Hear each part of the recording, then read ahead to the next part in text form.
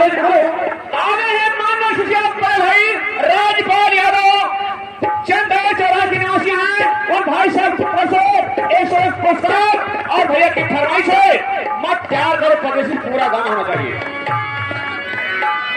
ये भी क्या कहना है? क्या कहना है?